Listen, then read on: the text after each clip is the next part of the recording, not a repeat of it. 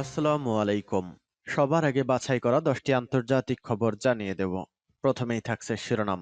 তবে তার আগে অনুরোধ থাকবে ভিডিওটিতে একটি লাইক দিবেন।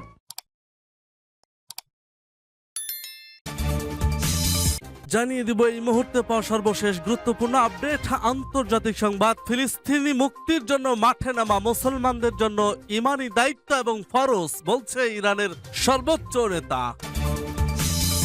এরপর জানিয়ে দেব ডনবাসে কিছু গুরুত্বপূর্ণ এলাকা পুনরুদ্ধার করেছে চেচেন যোদ্ধারা। এদিকে আরো 4 দেশে যাচ্ছে তুরস্কের আঙ্কা ড্রোন, ভয়াবহ শক্তি দেখাচ্ছে এবার তুরস্ক। এদিকে বোমা মেরে ফিলিস্তিনের ঘর উড়িয়ে দিল ইসরায়েল। সর্বশেষ জানিয়ে দেব ইউক্রেনের হামলায় ক্রিমিয়া সেতু ক্ষতিগ্রস্ত। শুনছিলেন সংবাদ শিরোনাম, এখন বিস্তারিত। তবে তার আগে অনুরোধ থাকবে ভিডিওটিতে একটি লাইক এবং কমেন্টস করে জানিয়ে দিন আজকের এই ভিডিও সম্পর্কে মূল্যবান মতামত। আর হ্যাঁ বন্ধুরা, অবশ্যই এই ভিডিওটি আপনার বন্ধুদের মাঝে শেয়ার করে ছড়িয়ে দিন আর জানিয়ে দিন আপনি কোন জেলা থেকে বা কোথা থেকে আমাদের সংবাদ শুনছেন এবং দেখছেন। ফিলিস্তিন মুক্তির জন্য মাঠে নামা মুসলমানদের জন্য ফরজ, বলছে ইরানের সর্বোচ্চ নেতা। ইসলামী প্রজাতন্ত্র ইরানের সর্বোচ্চ নেতা আয়াতুল্লাহিল উজামা খামেনি বলেছেন, ফিলিস্তিন সব মুসলমানের। ফিলিস্তিনকে মুক্ত করার জন্য ময়দানে অবতীর্ণ হওয়া প্রত্যেক মুসলমানের জন্য ফরজ। এটা একটা ধর্মীয় দায়িত্ব। গতকাল তেহরানে ফিলিস্তিনের প্রতিরোধ আন্দোলন হামাসের রাজনৈতিক দপ্তরের প্রধান ইসমাইল হানিয়া ও তার সফরসঙ্গীদের সঙ্গে বৈঠকে তিনি একথা বলেন। আয়াতুল্লাহিল উজামা খামেনি আরো বলেন, অধিকৃত পশ্চিম তীরের জেনিন ফিলিস্তিনিদের মাধ্যমে ইহুদিবাদী সেনাদের অবরুদ্ধ হয়ে পড়ার ঘটনা ফিলিস্তিনিদের পরিপূর্ণ বিজয়ের ইঙ্গিত দিচ্ছে। তিনি বলেন, কেউ কি কখনো কল্পনা করেছিল একদিন ফিলিস্তিনি তরুণরা জেনে নিয়ে ইসরায়েলি সেনাদেরকে এমন ভাবে ঘেরাও করে ফেলবে যে তারা নিজেদের রক্ষা করতে যুদ্ধ বিমান ডাকতে বাধ্য হবে? সর্বোচ্চ নেতা বলেন, 2 থেকে 3 বছর আগের তুলনায় ফিলিস্তিন পরিস্থিতির পরিবর্তন স্পষ্ট।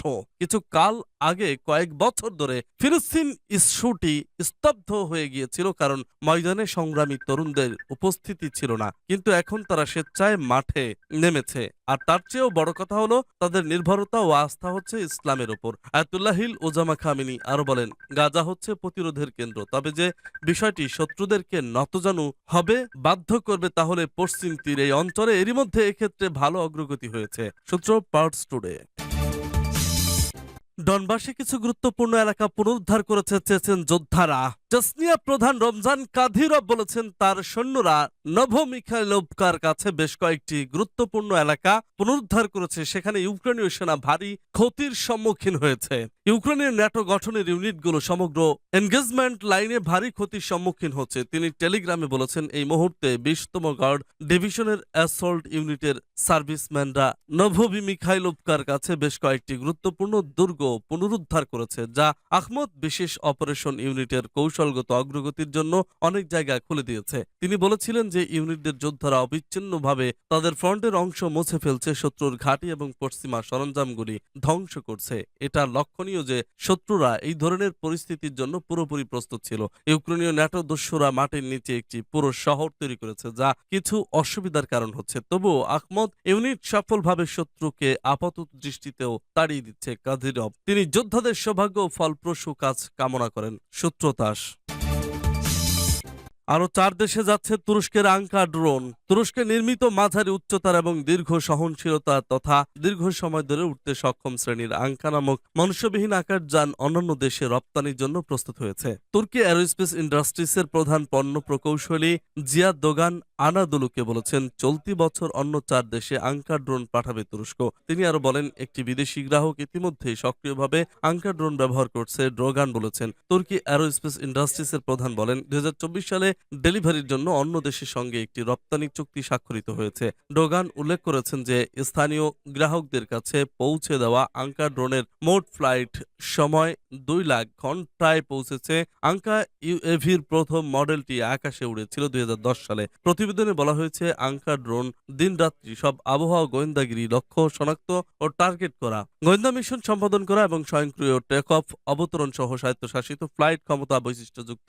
তুর্কি অ্যারোস্পেস ইন্ডাস্ট্রিজ 1973 সালে প্রতিষ্ঠিত। এর লক্ষ্য ছিল বিদেশি সরবরাহকারীদের উপর তুরস্কের নির্ভরতা হ্রাস করা।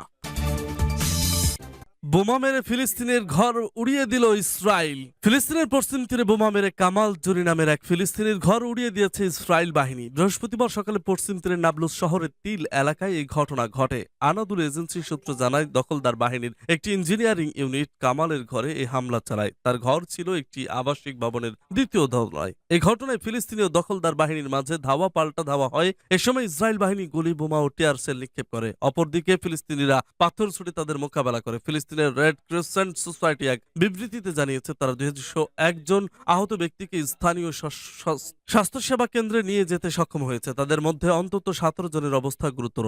উল্লেখ্য, গত 11 অক্টোবর কামাল জুরি ইসরায়েলি বাহিনীকে লক্ষ্য করে গুলি ছোড়ে। এতে এক ইসরায়েলি সেনা নিহত হয়। এরই পরিপ্রেক্ষিতে তারা এ হামলা চালায়। সূত্র আল জাজিরা। ইউক্রেনের হামলায় ক্রিমিয়া সেতু ক্ষতিগ্রস্ত।